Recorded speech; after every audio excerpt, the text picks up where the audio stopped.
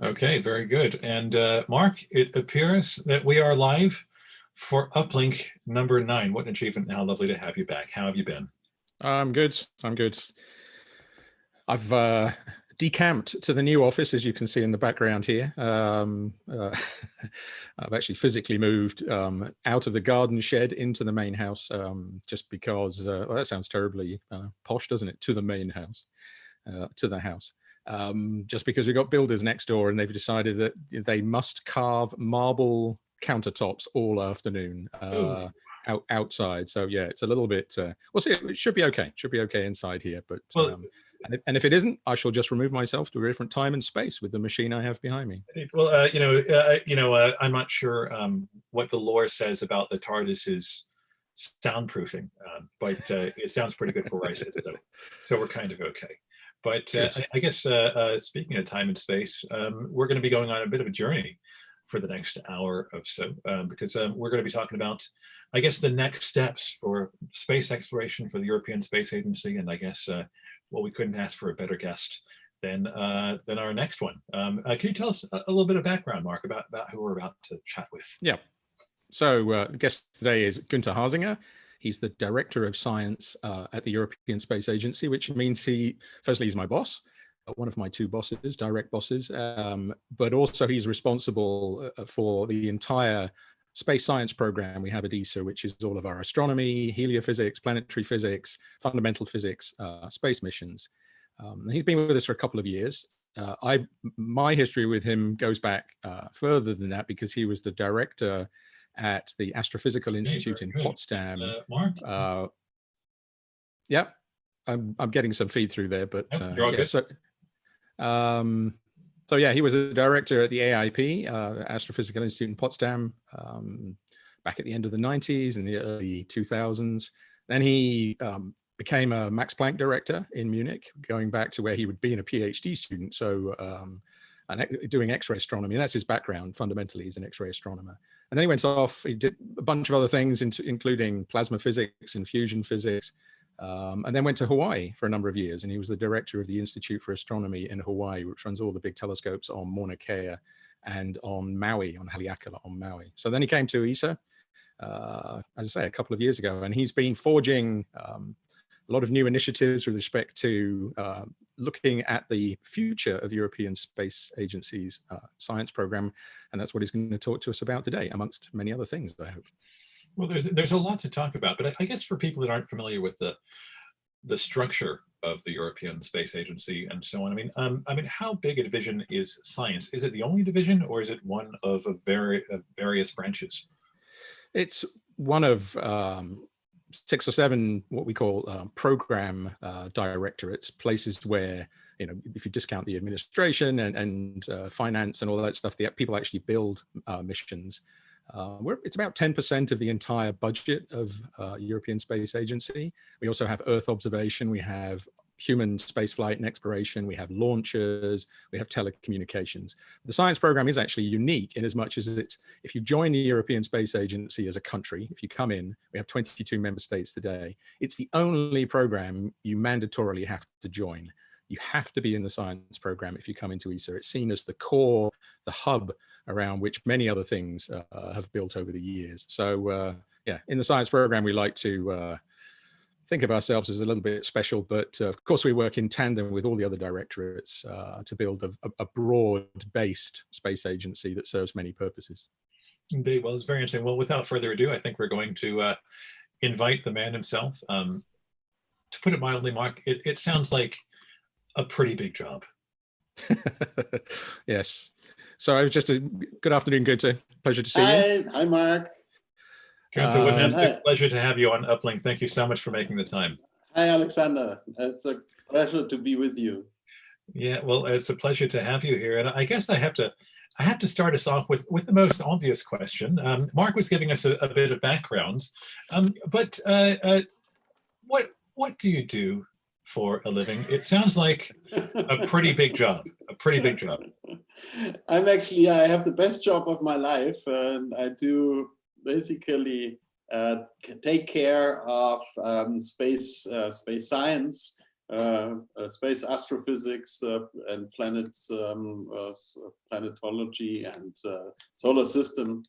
So I'm an astrophysicist by training. Originally, I started with X-ray astronomy and looking at the distant universe, cosmology. But with the job at ESA, I'm now responsible for the whole palette of space science in Europe.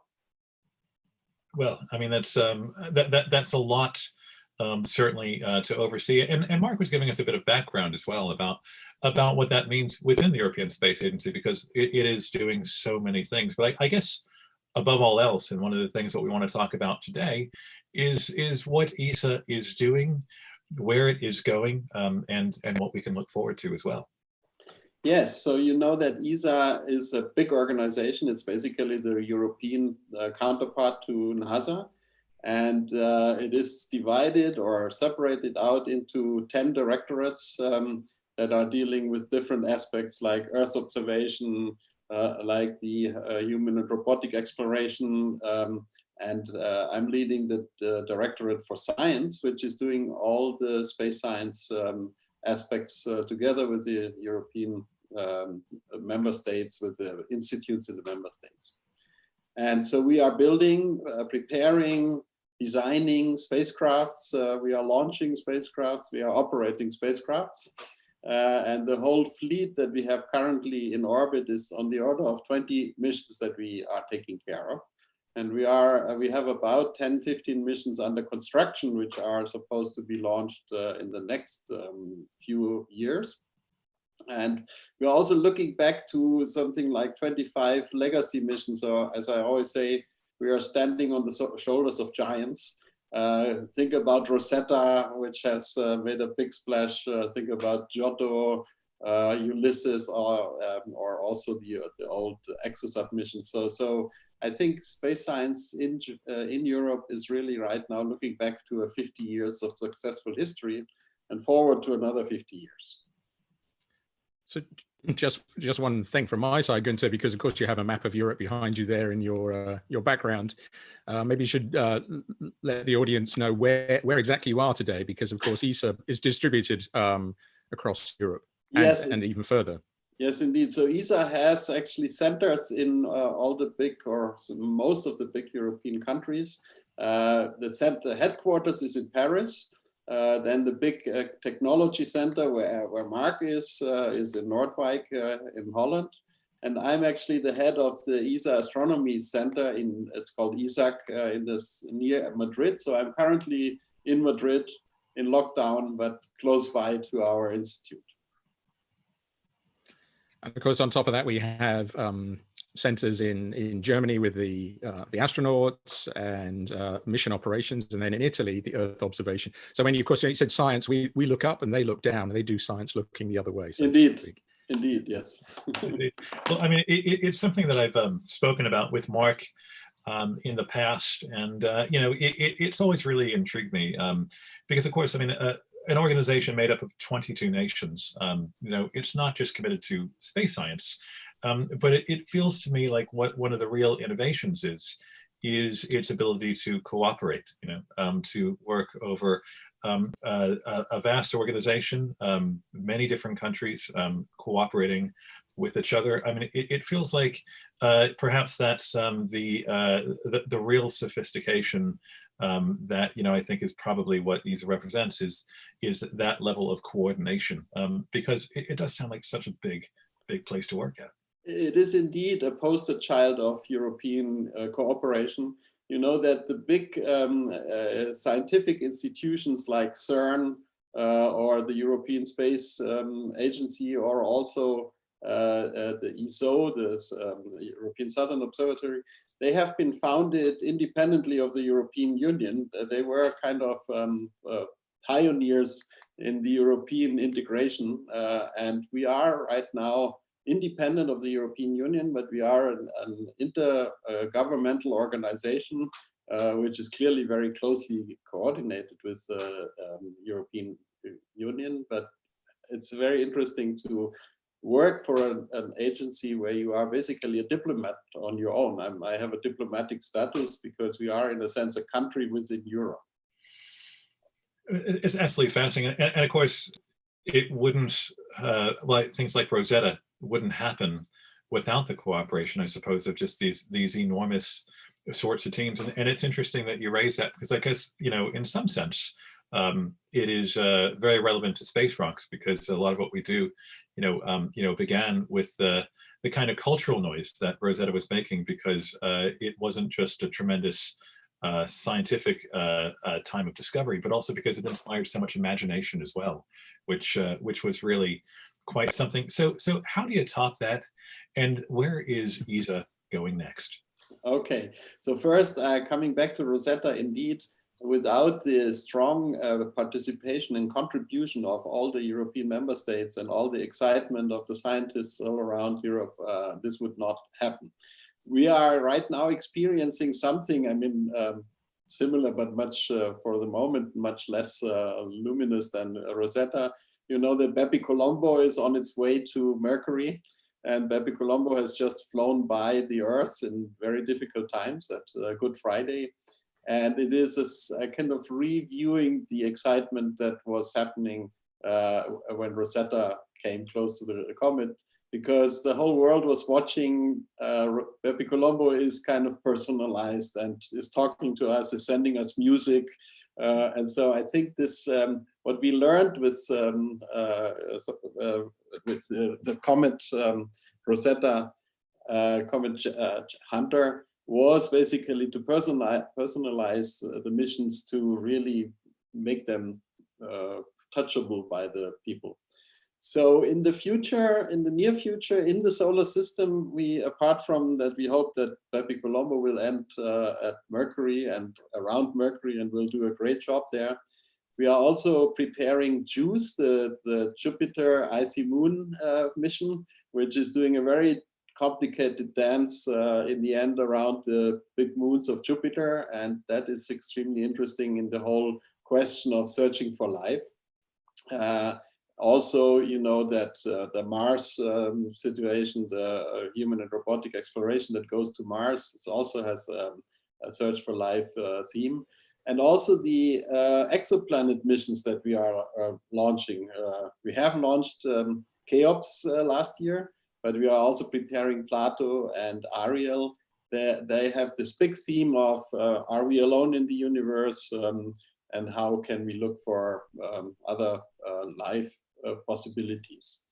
And on the other hand, then there is the whole cosmology sector, where we are trying to understand the basic workings of the universe, the fundamentals, and we are preparing a number of important missions there. The first one is Euclid, which is a big infrared survey mission that is hunting for the dark energy, looking to understand what dark energy is. And then on the horizon, we have Athena, which is a big X-ray telescope, and LISA, which is a gravitational wave observatory, who are really kind of shaking up the fundamental physics field. So if we go ahead. If we just jump, I mean, it's a very strange conversation to be having in some ways, because of course I'm asking you questions we both know the answers to. Yeah. If we go back briefly to the exoplanets, as you say, we've got 3 exoplanet missions: Cheops, Plato, and Ariel. And some people might ask, why 3?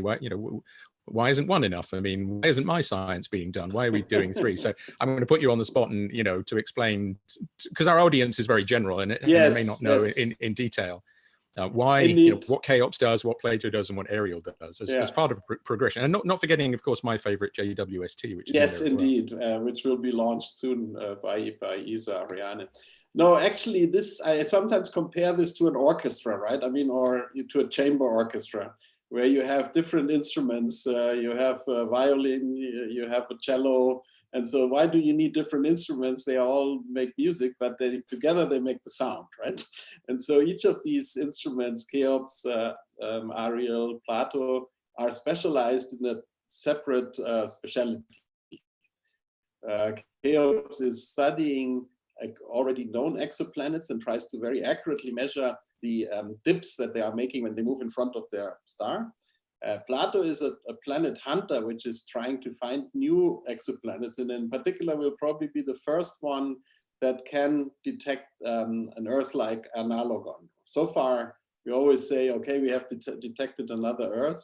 We have not found anyone that is actually really close to an Earth analogon, and Plato will hopefully do that. And then Ariel will take spectra and analyze the atmospheres of these planets, and then can actually say something about the chemical composition and how planets are forming. So all together, together then also with JWST that can do very detailed individual measurements of exoplanets. It is really like an orchestra for exoplanets, and I hope that in 10 years' time we will know much more and maybe even find signs of life on exoplanets. Well, I mean, that's a big statement, and I guess this is one of the things that, I sometimes wonder about, because in talking about like the history of space exploration, a lot of conversations, particularly in 2019, were about things that happened 50 years ago. I mean, huge achievements, absolute landmarks. But it feels like in so many ways, and I once had an archaeologist who was a professor of mine say that people seldom think that they're living in historic times, because it's like salt in the sea. It's like it's everywhere, but you can't put your finger on it. And it really feels like right now we're kind of in a golden age of exploration, because it feels like there's this explosion of discovery that's happening. You can't even keep up with it. Yeah, indeed. I think our discoveries are really exponentially growing. But there's a fascinating thought, because with every discovery that we are making, we are actually finding lots of other questions that we never knew were existing. So you open the door to a new room, and that new room is full of other doors that are all closed. And so while our discoveries are exponentially rising, our ignorance is growing even faster than our discoveries. Yeah. And so we are really in the golden age in that sense. It's funny you say that, because we heard a very similar statement with Katie Mack on a previous Uplink, who just seems to think, like a lot of people do, that it just gets weirder the further we go. The more questions arise, which I guess invites the need for more missions, more ways of answering these questions. So how do you actually decide which mission goes forward and which one doesn't? Is it a democratic process? Is there a council? I mean, how do you even decide where to go to? Indeed, yeah. So it requires new missions, but it first requires people and the heads and the excitement and inspiration in the heads of the young generation, because they come up with the new ideas. And so indeed, new missions, they are actually planned on a very long horizon. The first thing that we do is that every 25 years, roughly, we do a long-term plan where we try to roll out what are the big questions for the next 25 years and what are the type of missions. I mean, not how they are called and how they are built, but what type of techniques, what type of technology development do we need in order to have a mission in 30 years' time. So we are currently living in the so-called cosmic vision period, which has been decided about 15 years ago. And we have started the next period, which is called Voyage 2050. That's basically the travel to the 2050s. And so currently a group of scientists, roughly 100 people, are sitting together and looking at proposals that the community has made. About 100 white papers have been written to prioritize what are the big questions for the next 20, 30 years. And then once we have those identified, then every individual possibility, because we can only do so and so many missions, a large mission every 5 to 7 years, a medium-sized mission maybe every 2 to 3 years. And so whenever we have a mission slot coming up, we are actually throwing this out as a mission of, as an announcement of opportunity. And then we typically get between 30, 40, 50 replies for mission proposals. And then we have a science advisory committee structure, which is looking at a prioritization of these missions, and then typically whittles them down to something like 5 or 10 different possibilities. And then in the next step, we are selecting 3 missions to be studied in great detail. And those 3 missions, which is currently running, we are selecting the mission which will be launched after Ariel. We have 3 missions in competition, which are actually now trying to win that race. The first one is a mission to Venus called Envision. The second one is a big far infrared telescope called Spica. And then the third one is a gamma ray and high energy mission called Theseus. And so in about 1.5 years or so, there will be a selection which of these 3 missions will then be carried forward. So it is a competitive process, but it requires the excitement and the input of all the people, the scientists and the engineers in the member states. Yeah, it's fascinating because actually, to paraphrase Mark in a previous episode, where Mark described some of this almost like cathedral building. I mean, Yes. you talked about a previous generation and a younger generation.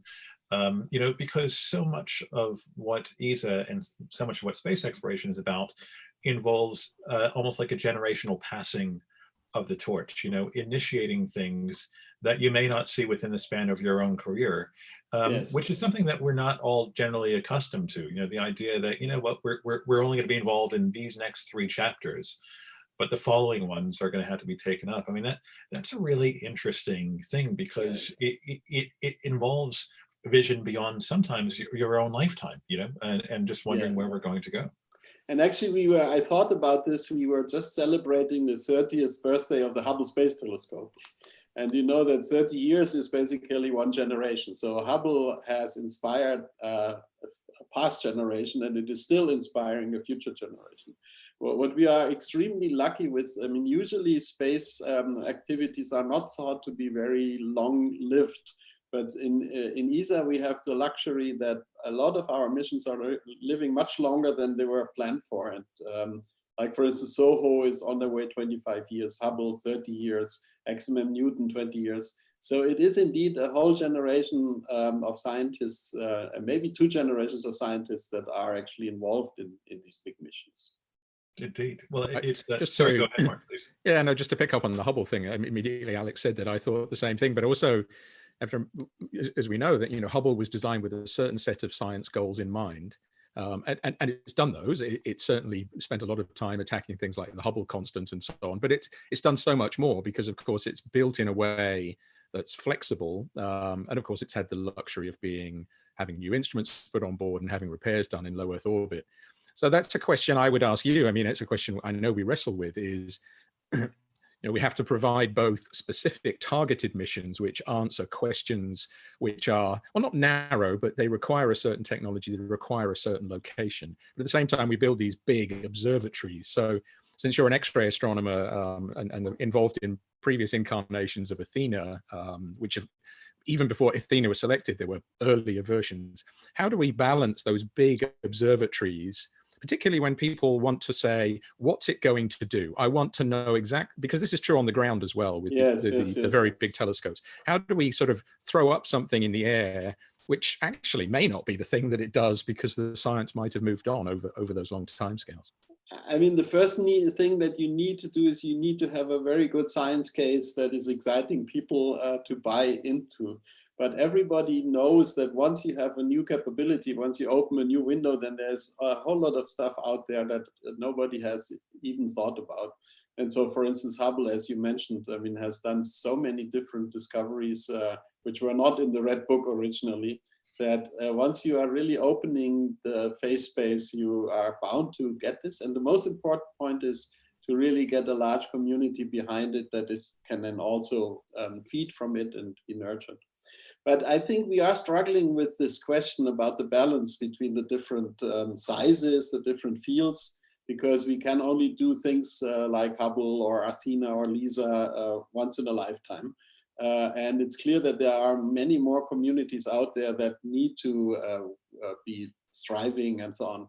And so I'm actually very happy that we were able to create the new class of missions, the so-called F missions, fast, flexible, furious, or fascinating.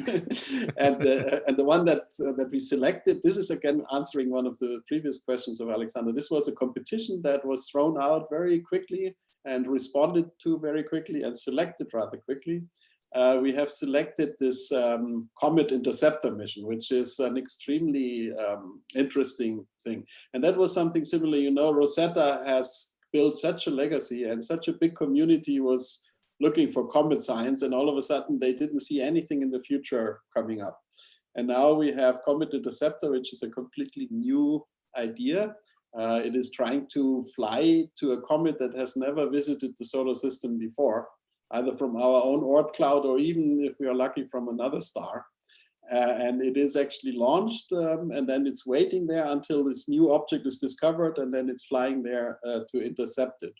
And so all of a sudden, the whole cometary community got extremely excited, and Comet Interceptor is one of the things where also Brian May, for instance, is involved in joining. So it is inspiring. Indeed. And I suppose, I mean, you've hit on a really interesting point. I guess, the whole reason why things like space rocks exist, is kind of interconnecting, the worlds of space science and culture, music, and all those things. I mean, how much does ESA and these missions rely on public support and also understanding of why we're going to these places, why we're intercepting comets, and the value of the research that we're doing? I mean, ultimately, we are extremely dependent on the public because that is the taxpayers' money. And you know that usually when it comes to economic questions, what we usually say is your shirt is closer than the coat. So things that are closer to your skin are more important. And so usually these inspirational things are not regarded as extremely important to solve current day's problems. But on the other hand, I believe that we have an extremely important role in basically getting the young kids inspired and excited so that they are actually taking up questions and jobs which are essential for our future. I mean, our society will depend more and more on technology, on science, and we are kind of the start of the chain. We are more or less the feeder drug for a large society that is depending on technology. And so this is something that we have to. It's our own duty to tell people that, and we are. It's a little bit like an uphill struggle, because we always have to tell it again and again, because, for instance, right now in the COVID crisis, everybody's thinking, how can we survive that? How can we recreate our society in the end? And not very many people think about exoplanets and black holes in that context. But in reality, it is something that is actually of a generational need, and it's also a societal value to be able and to be forced to think in such large terms. And this is always a struggle. Yeah, of course. And, I suppose, I guess one of the most important things about space exploration, I think that is often missed, and I wondered if you agree, is you were touching on it before when you talked about exploring planets and discovering just how rare the Earth is, just that there isn't much like what we have out there. So, if nothing else, perhaps it's an argument for the rarity, the fragility of what we do have on our planet. And so by going out there, we understand what we have down here a lot better. And also actually this kind of overview effect that all of a sudden when you are looking at a large scale, that you see the Earth as one. And we have seen this just a few weeks ago when Bepi Colombo was flying by the Earth, and it took pictures and a little movie of how it saw the Earth, and then it moved by. And it gave, in the middle of this difficult crisis that we are living in right now, it gave the feeling of unity and of being one race on one planet. And as soon as you have a different perspective, then some of the struggles that we have here down on Earth are maybe less important. Whether the number on your bank account is red or black is not that important compared to the unity of it all. So let me just pick up on something there, because of course one of the other ways that we expand the science program in ESA, well, across much of the agency, is by collaborating with other countries outside of Yes.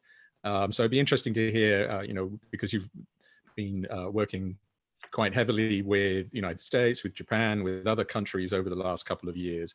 Because there's a political element to that as well. At the time when we might not agree with some of our other the other powers in the world, science can bring us together in special ways. I think the International Space Station being a very strong symbol of that. Yes, and actually it even started earlier when I was still working at the Max Planck Institute in Garching in the 80s. That was during the time of the Cold War. And our institute was actually able to work together with the Russians and fly an instrument on the Russian space station during the time when the rockets were pointed at each other. And I'm convinced that these interpersonal relations, there was also the beautiful song, "The Russians love their children too." This personal connection between individuals and then science is playing a very important role in that.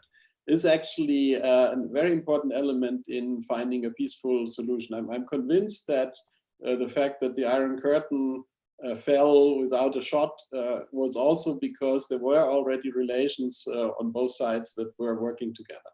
Now, when we talk about working with NASA, it's clear we are not across an Iron Curtain, but it's still, there's a whole ocean in between. And so it's very important for us to work very closely with our colleagues at NASA, and they are clearly our biggest international partner.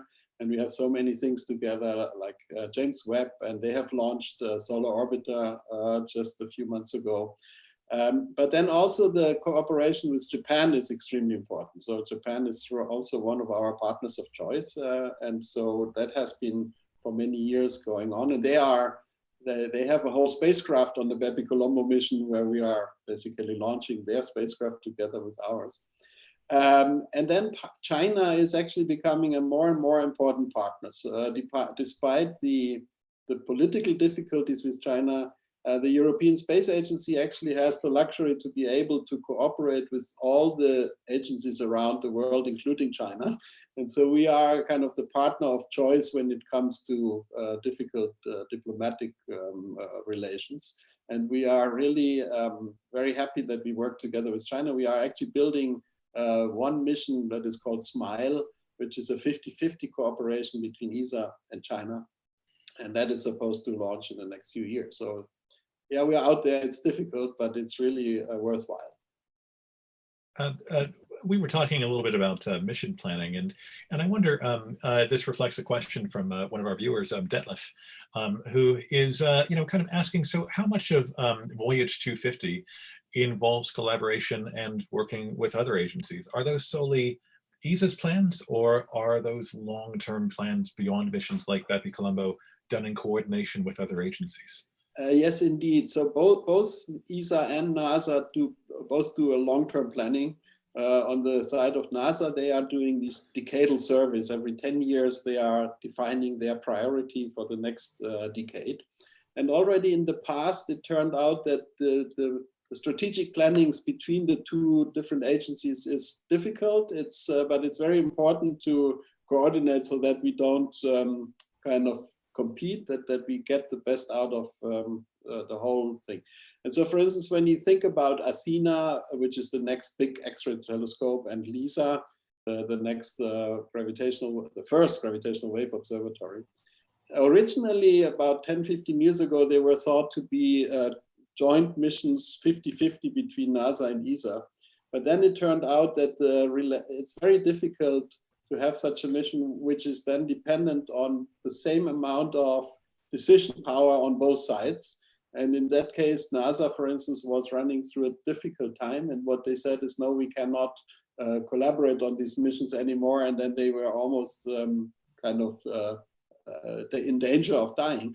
And so we realized it's much better, and this is how it's done now, if we have missions where one agency is lead and the other agency is actually partnering. And so for both LISA and Athena, NASA is now a minor partner in the same way as we are a smaller partner for JWST, and we are also WFIRST, which is the next big NASA mission after JWST. We are also a minor partner. And so for us, it's very important on the ESA side when we now define Voyage 2050 for the next 25 years, that we are also already setting priorities also on an international scene.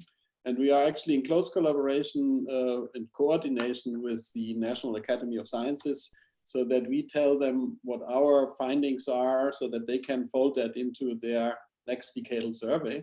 And so I hope that also in the future, I'm pretty sure that when NASA is defining their next big flagship mission, that ESA is cooperating again. And I'm also pretty sure that when we have our next flagship mission, like JUICE, for instance, that NASA is joining forces. We cannot afford anymore to have a full program on both sides. That was possible at some point when there was the great observatories in NASA, which was covering everything. And then we had our Horizon 2000 program, which also covered everything. And then we threw them together. But now I think in a global cooperation, we really have to coordinate so that we can cover everything without duplication. Just please go ahead. No, just one of the things there, of course, that the science community, and you've been promoting quite heavily since coming to ESA a couple of years ago, is this idea of collaborating with NASA on going back to the ice giants, to Uranus or Neptune. And yes. Of course, I think it's worth describing why that's not easy, what, the decision-making process and the synchronization, but also the fact that it kind of has to happen on a time scale, otherwise it doesn't happen at all. Yes, indeed. So when I came about 2.5 years ago, the topic of the ice giants was really, and it is still very attractive. But at that time, there is a possibility to fly to the Neptune and Uranus by using gravity assist from Jupiter. So every once in a while, typically every 12 years, because Jupiter goes around in 12 years, Jupiter stands in front of one of the ice giant planets, and then you can actually use the pull of Jupiter to get out there. But in the year 2030, roughly, there's actually the unique opportunity that both Neptune and Uranus are both in the same direction where Jupiter stands. And so there was the hope that you could actually use Jupiter to get 2 missions to both ice giant planets out. But to do something like that, we would have to launch maybe in the year 28, 30 or so. And this is, I believe the window for that is almost already closed, because to build such a mission, you need about 10 years. And the decision on the NASA side will not happen before the year 22 or so. And we have always said we are happy to cooperate with NASA if they make a big ice giant mission. But I have the fear that this opportunity to fly to both planets at the same time is no longer, I think we have to wait for another probably 30 years for that to happen. But for every one of those planets individually, you can in principle do that every 12 years. And so in the year 34 roughly is the best opportunity to fly to Uranus alone. And that's still within the horizon. So that means if NASA makes their decision in 1 or 2 years, ESA can still follow up. We have to then go to our member states to ask for additional funding and so on. But the cycle would still work so that we could do a big joint mission that goes, for instance, to Uranus, which is already extremely interesting.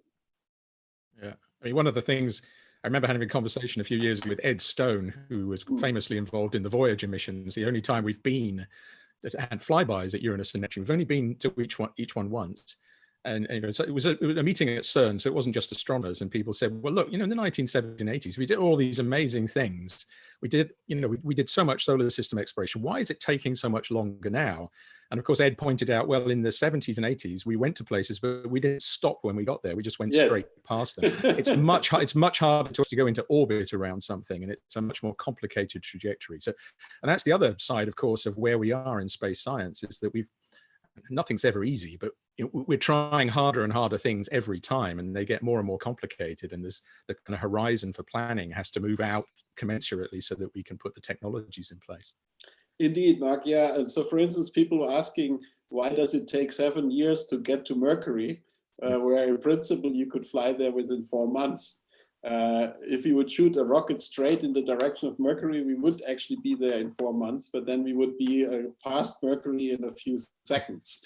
And so we want to really fly around Mercury, and that is much more complicated. So we have to take basically a swing by in the whole solar system. We have to circle the sun 15 times roughly or something like that. We have to pass by the Earth, Venus, Mercury, in order to get gravity assists until we finally end up there.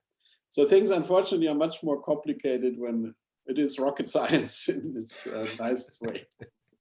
Apparently, it's kind of difficult, indeed. But you know, I just kind of wonder then, you know, I mean, just in terms of your own biography, Günther, because we've talked about the broad headings of ESA's near and longer term scientific agenda, but what was the spark for you? When did you wake up to all of these possibilities, and when were you inspired to choose this as a career, as a direction for your life? Yeah, actually, and that is a very nice link to space rocks. When I was coming out of school, I was actually very far from studying physics or so. I was playing in a band, and we were in the studio to take a record, which is still available on the market. It finally came out. And I didn't have any idea of what I want to study in the end. And so we spent about half a year in the studio. All the nights were basically covered because we were we were really greenhorns in that sense. But at some point, my mother said, if you now don't register at university, then I will lose my child support. And so please go to university and register for something. And originally, I think I wanted to study medicine, but that was not possible because in Germany, you have to have a very good grade ranking to study medicine. So physics was the only thing that was actually available to me and reasonably interesting. And so I started to study physics.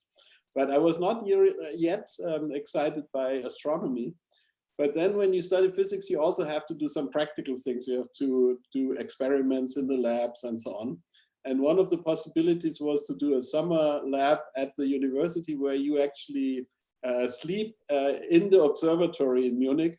And that was very attractive for me. I was still living at home, and to get out of our mother's house for a while, I actually chose to do the observatory thing.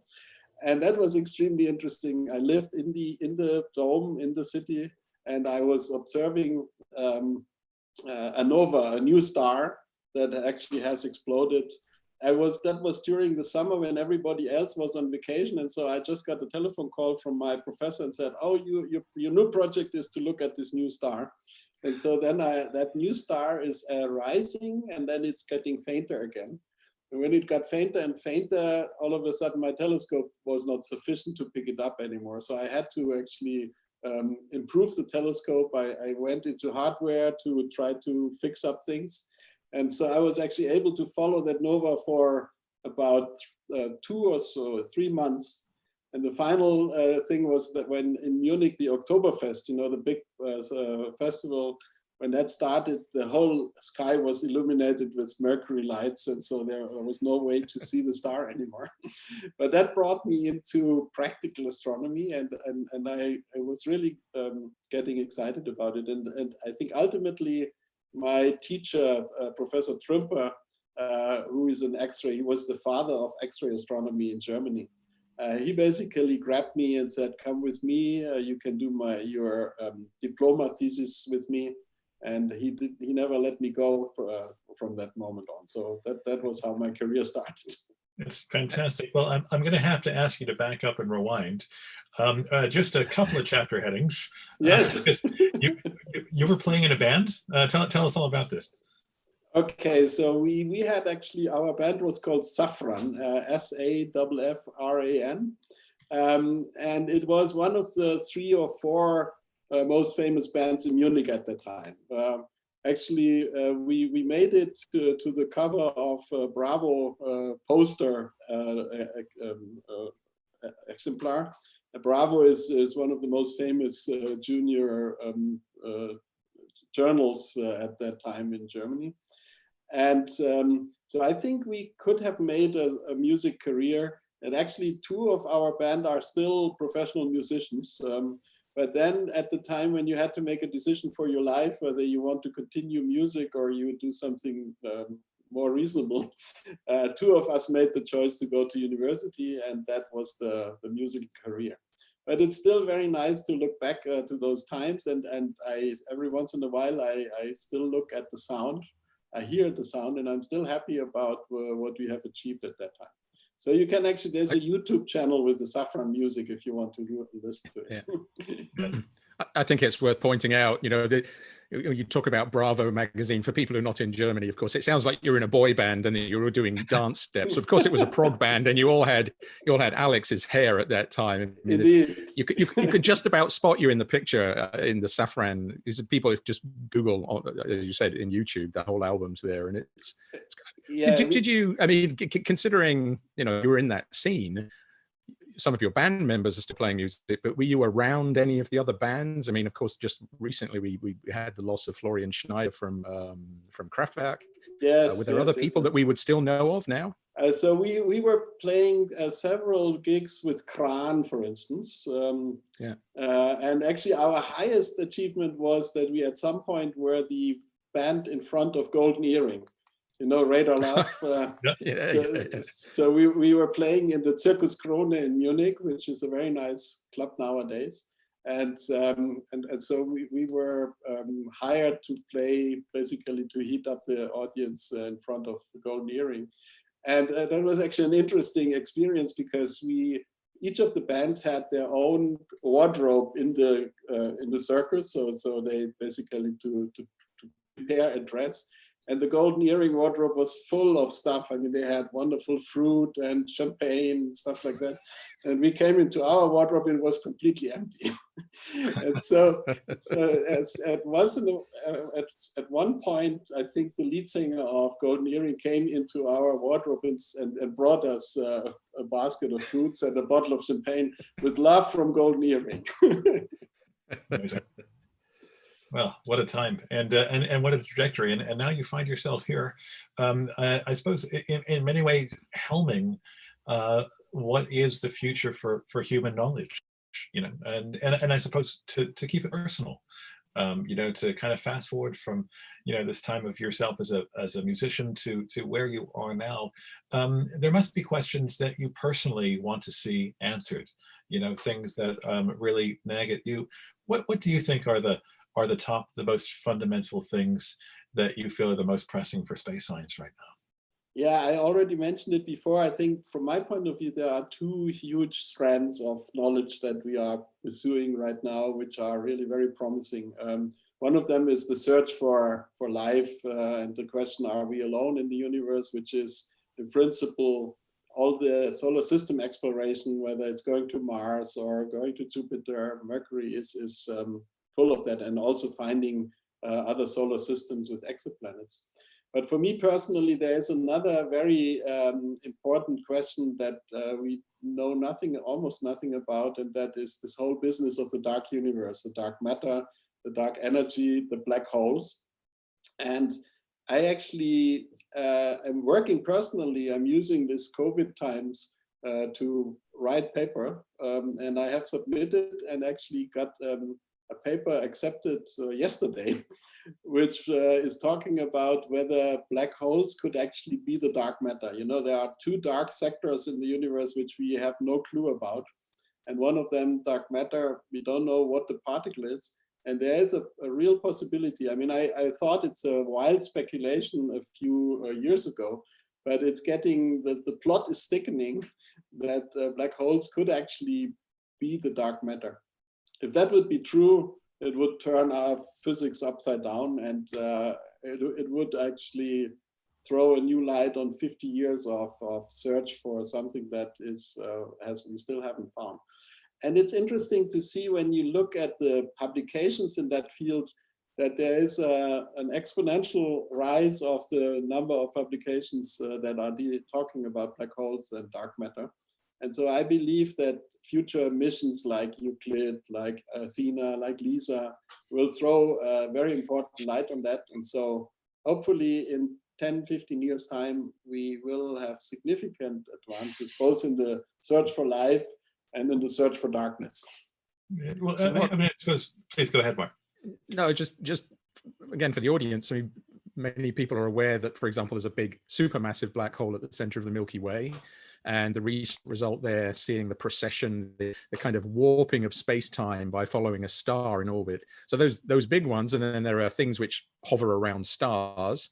And you'll remember, of course, that we sent that music by Vangelis and Stephen Hawking, to that stellar black hole. But where's the dark matter? Is it very small things, or very big things? Where is it? Just within scale. It is actually a fascinating new theory, which these black holes, if they are the dark matter, they have to be basically produced in the first split seconds of the universe, in the first maybe 2 or 3 seconds.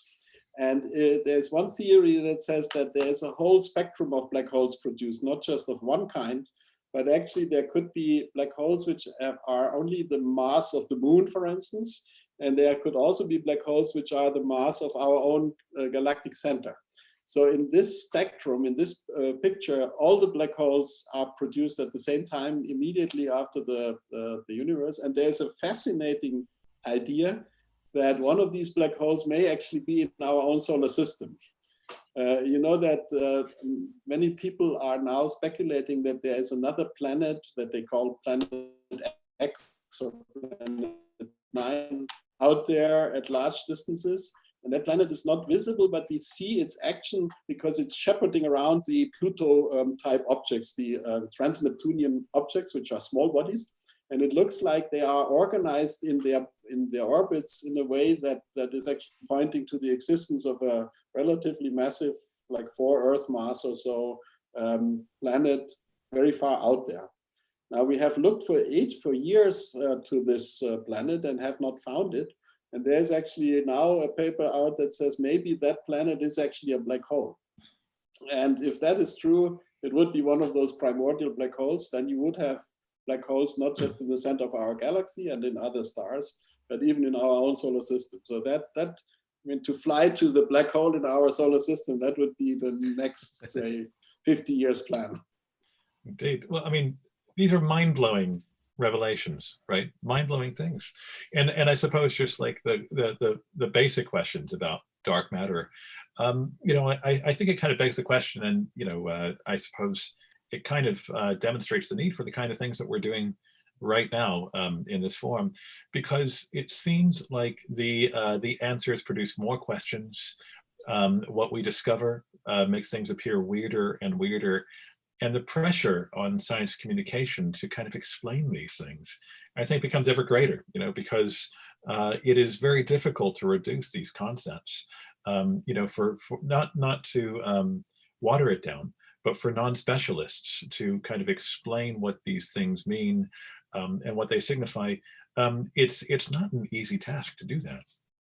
No, it's not an easy task. And in particular, to do it in a way that it makes it understandable, but not to simplify too much or to overshoot and become charlatanistic or something like that. You know, I like to listen to music, progressive rock music of the 60s and 70s.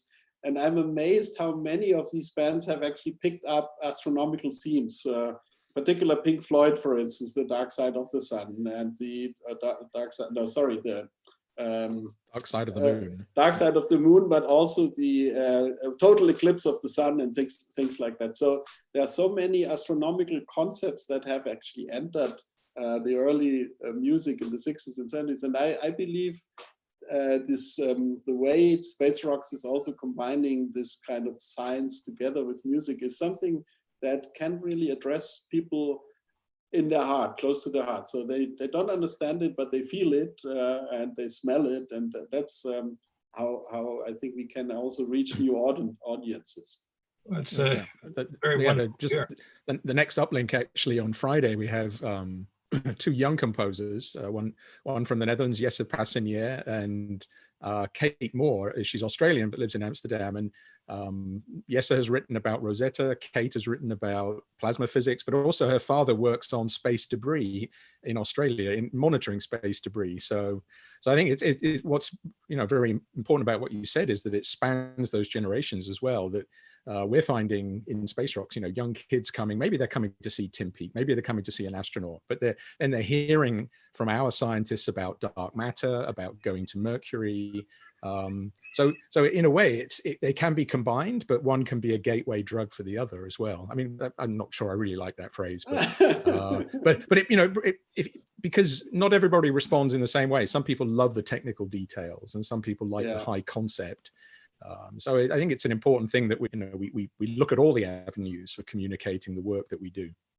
And I have written a book for public consumption. So if somebody is interested to read some of these things up, the German version of that book was coming out in 2008 already, so it's a little bit aged, but it got the Science Book of the Year award at that time. And in the meantime, I have translated it into English. That came out in Hawaii in 2015, but that is already having a lot of the new concepts in there. So, and probably once we have a bit more time, just continue to write books about public consumption of science. That would be nice.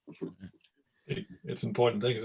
I mean, you mentioned something really interesting about a lot of progressive bands from the 70s, but many bands express profound things about the night sky.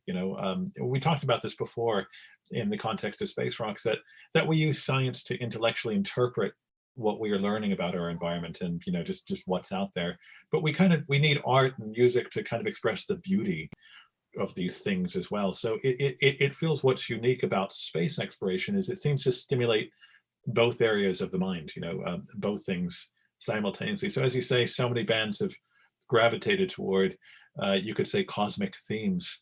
Yes. And so on. So who are your heroes? Who were you listening to, and who do you continue to follow? So our band, our Safran music was at that time, our heroes were Gentle Giant, Genesis, Yes, in this spirit of symphonic rock, as we call it. I also love I love singers, individual singers, and I think Leonard Cohen is one of my heroes, was one of my heroes, but I still love to listen to that. But now I have two sons, and one of them is actually into quite modern techno music. And so I'm getting to appreciate that type of music as well. I wouldn't listen to it always on my own, but every once in a while, because my son is also an artist, so he makes performances, and so I listen to that kind of music. But if you ask me, I think I'm still kind of fan of Genesis in the old times, not the new Genesis. Oh, careful what you say. If you say that here on Space Rocks, you'll get the prog demons coming on your head. All right. We actually all agree with you, but it's dangerous.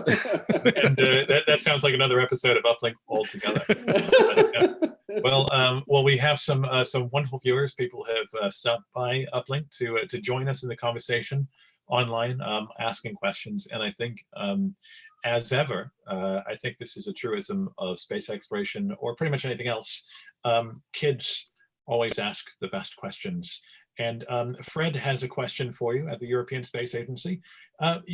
You exist in so many different countries. What languages do you speak to each other? Actually, it is mostly English. We are typically speaking English. Also, when we are among, for instance, Germans, then we speak German among each other. I also had to learn Spanish, and that means I'm now not fluent, but maybe half fluent in Spanish. I had an episode where I had an Italian girlfriend, so I was also able to speak Italian. Russian, I didn't quite make it.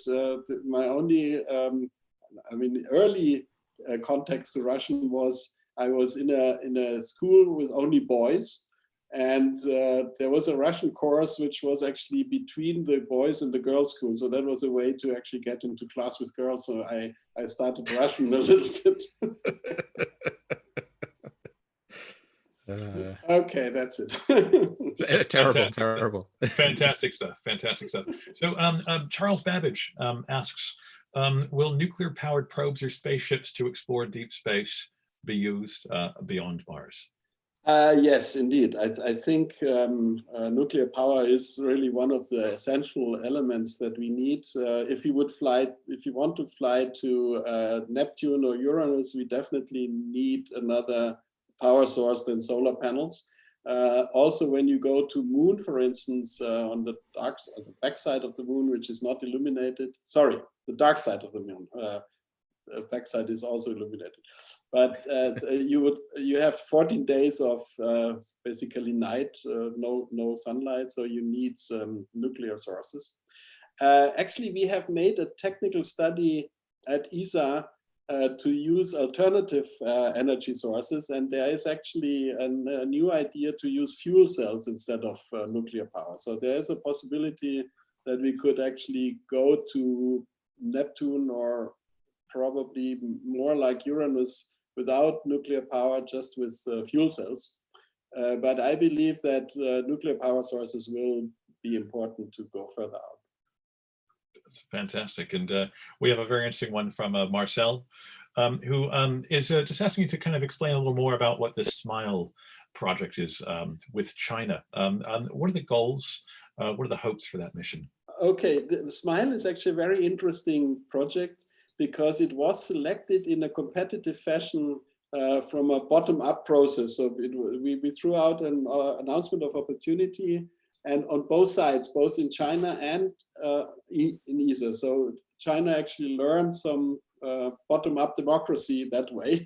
And it was interesting that the SMILE mission came out as the winner on both sides. So it was not a forced marriage. It basically came out as a success story. And SMILE is actually some quite interesting interface between space science on one hand, solar system science, but also Earth science. So it is a mission that is flying over the North Pole of the Earth in a very elliptical orbit. And it is continuously looking at the aurora, at the northern lights. And you know, the northern lights are triggered by the sun, by the solar wind. And so it is observing the reaction of the Earth to the solar wind. Simultaneously, it has an X-ray telescope that looks at the place where the solar wind impinges on the Earth's magnetosphere, the magnetopause, that is radiating in X-rays. And then simultaneously, it measures the magnetic field and the particles. And so together with some, for instance, cluster or a swarm, together with Solar Orbiter and also Baby Colombo, it is part of the orchestra to study the inner solar system, but it will tell us exactly how the space weather interacts with the Earth weather. And so it will have a very important also future understanding how space weather works.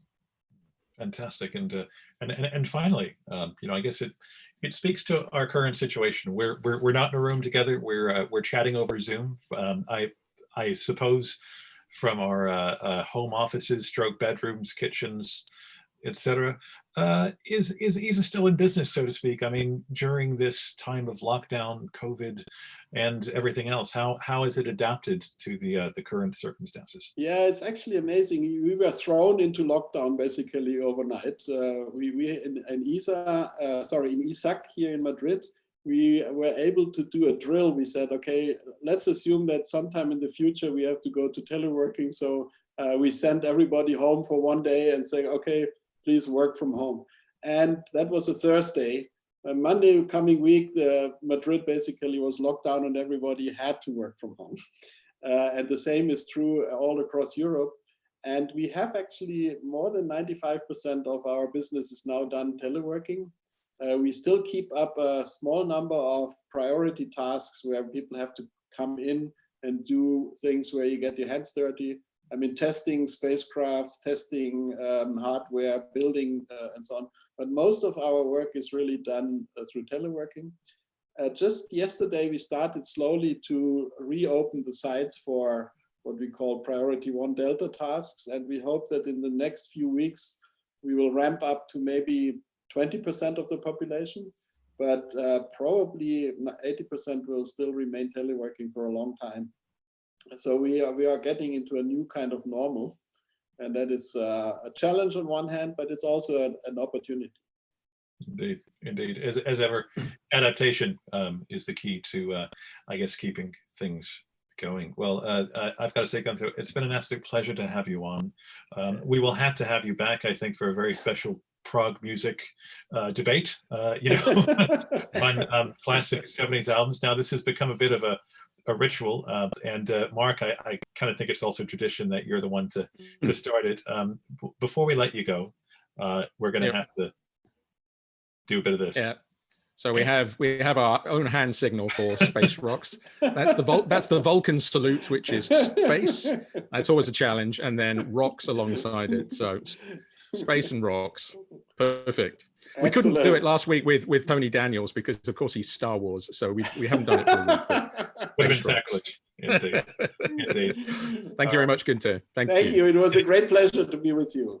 Likewise. And we'll have you at one of the live events, of course, when we get back to that. Yeah. I bring my bass guitar. Ah, there you go. We'll put you on stage with Brian May. How about that? Absolutely. Yes, that would. Well, thank you so much for joining us, and thank you so much to everybody who joined us via YouTube to ask such brilliant questions. Okay, Excellent. Be well. Bye. Okay, we'll see you. Okay. Bye-bye. Very good. Well, there we are, Mark. Episode 9, and I guess a bit of a milestone in the life of Uplink. Episode 10 coming up on Friday. Do you want to tell us a little bit about Jesse and Kate? Yeah. So as I mentioned earlier on, Günther was talking about the prog bands and other bands of the 60s and 70s. But I think one of the things we've being inspired by space and the cosmos. I think, it's still there. It's a theme. And we've been working over the years with a bunch of different musicians. Of course, we've had at the Space Rocks events, we've had Lonely Robot, we've had Charlotte Hatherley, we've had Arcane Roots, Anathema, Anna Phoebe, and Amplifier. And I'm going to forget one, but you're going to remind me who the other band was at the last one. Exactly. And we're also working with young artists outside of the rock domain, people like Jesse Passanier and Kate Moore. So Jesse is a conductor, composer. I worked with him on a project last year with a jazz band, the WDR. It's kind of the German equivalent of the BBC, broadcasting from Cologne, where Jesse was on stage. He had written some music about Rosetta and also about looking back through the universe, in a sense, how observing the universe is time travel, because the further away you look, the further you look back in time. And we did an interesting on-stage experiment with that, which we'll talk about on Friday. It went completely, well, it went, let's put it that way. It was nuts, but we made it happen.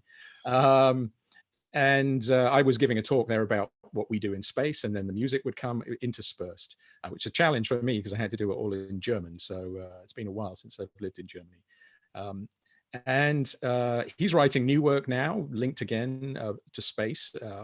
And Kate Moore, she is also working on a piece which has been partly done, and she's continuing to finish it, a piece called Magenta Magnetic, which was a commission by a band in the UK called Icebreaker, contemporary classical, contemporary ensemble, who are well known for playing a piece of music by Brian Eno called Apollo.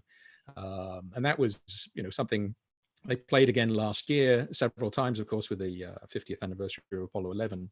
And Kate wrote a new piece of music, and it's very much in the contemporary classical domain. So it's much more than rock and roll or progressive music that we're inspiring here. And I'm really looking forward to talking to both of them with you about, how they see that, because it's a wholly different audience to kind of the people that who've come to Space Rocks gigs so far. It's either a jazz audience, which we all think we're jazz fans in the end, right? We're all one way or the other. And the classical audience is very different again. So I think they'll bring a different strand into what we've been talking about. And of course, beyond that, as you know, and we haven't yet revealed, we've got some other great musicians coming in coming weeks as well. So I think getting back to that strand is something I'm looking forward to.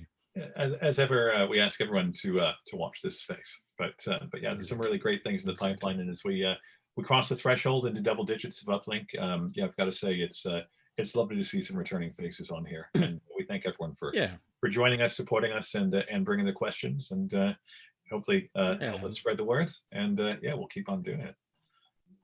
Hoping to stay on the twice a week schedule now. We dropped off that for a couple of weeks, but yeah, we've got, as you say, we've got a whole bunch of people lined up, and let's make the most of the situation we're in. Indeed, indeed. Well, thanks everyone for joining us, Mark, and we'll see you on Friday. Okay, very well. Yep. All right. All Thank you right. very much. See you then. Thanks, Bye-bye. See you. Bye-bye.